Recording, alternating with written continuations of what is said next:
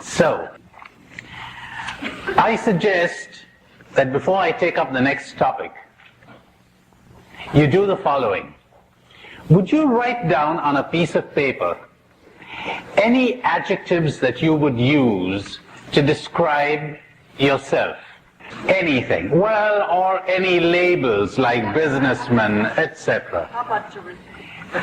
Anything. Adjectives or nouns that you would use to describe yourself. You're in for a big surprise. You really are. So write those down. You're really going to enjoy this. Now let's have a few samples. One from each person. Just a few samples, you know. Anyone? What was that? Prognosticative. Prognosticative. She planned this one. Okay. Any others? Fruitful. Searching pilgrim. Searching pilgrim. Competent. Alive. Alive. Impatient. Centered. Flexible. Lover. What was that? Reconciler. Lover. Member of the human race. Overly structured. All right. That's a pretty good introduction for what we're going to get into right now. Remember I said to you this morning that you would derive immense profit from self-observation, observing yourself. Remember? As if you were watching another person. Observing everything in you and around you. Now let's take a look at that phenomenon. We're going to get right into whatever you want to call it. Philosophy, mysticism, spirituality, you name it. The name doesn't matter. Here you've got I observing me. Now this is an interesting phenomenon which has never ceased to cause wonder to philosophers, mystics, scientists, psychologists.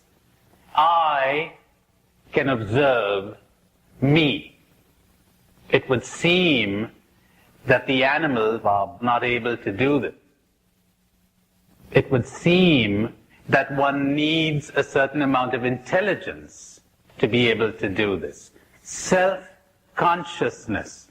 Now I'm warning you, what I'm going to give you now is not metaphysics.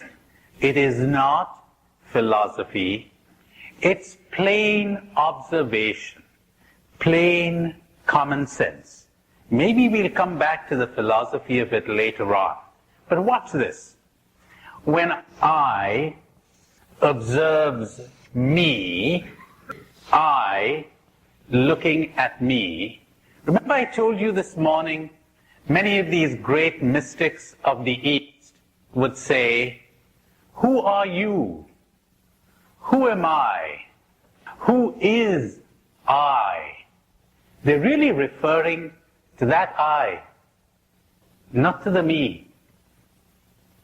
And let's suppose that I were to observe me observing me. Have you noticed this has become me now? Who's this guy? Search for the I. That's what they're saying. Who's I? And no matter how far back you go, you're always going to have to search for I. What is I? Who is I? Ever thought of that? We've been given all kinds of answers, or we've taken all kinds of answers for granted, but never stopped probably to analyze or to find out for ourselves who I is, or what I is.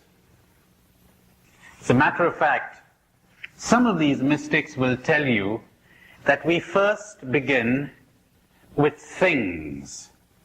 with awareness of things. Then we move on to awareness of thoughts, me, and finally to awareness of the thinker. Things, thoughts, thinker. What we're really searching for is the thinker. Can the thinker know himself? Can I know what I is? Some of these mystics reply, can the knife cut itself? Can the tooth bite itself? Can the eye, E-Y-E, see itself? Can the eye know itself? But this we will have to leave for later. I am concerned with something infinitely more practical right now, and that is with deciding what the I is not. And I'll go as slowly as possible because it's important that you follow every step here, because the consequences are devastating, terrific, or terrifying, depending on your point of view. You've got the seed of liberation here. Now listen to this. Am I my thoughts? Is I the thoughts that I am thinking? No. Thoughts come and go. I am not my thoughts. Is that clear? How about my body? Am I my body? They tell us that the cells of our body keep getting changed and renewed, millions of them every minute, so that at the end of about 7 years, you don't have a single living cell in your body which was there 7 years previously. They're always changing. Cells come and go. Cells arise and die. I seems to persist. So am I my body? Evidently no. I is something other and more than the body. You might say the body is part of I, but it's a changing part. It keeps moving. It keeps changing. We have the same name for it, but it's constantly changing. Just as we have the same name for Niagara Falls. But Niagara Falls is constituted by the water, which is constantly changing. Same name for an ever-changing reality. I seems to continue even though the body cells are changing. How about my name? Is I my name? Evidently not, because I could change my name. I don't change the I when I change my name. How about my career? How about my beliefs?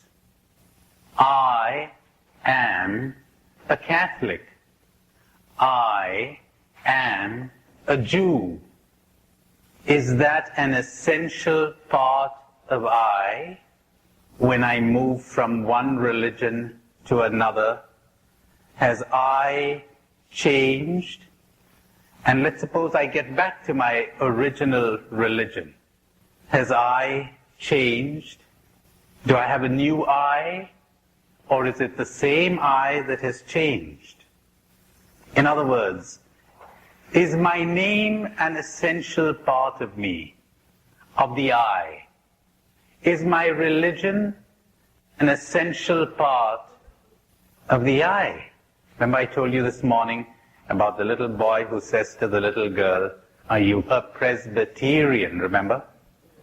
Somebody told me one about someone in Belfast. Paddy was walking down the streets and he finds there's a gun there at the back of his head, pressing against the back of his head, and a voice says, are you Catholic or Protestant? Well, Paddy had to do some pretty fast thinking. He said, I'm a Jew.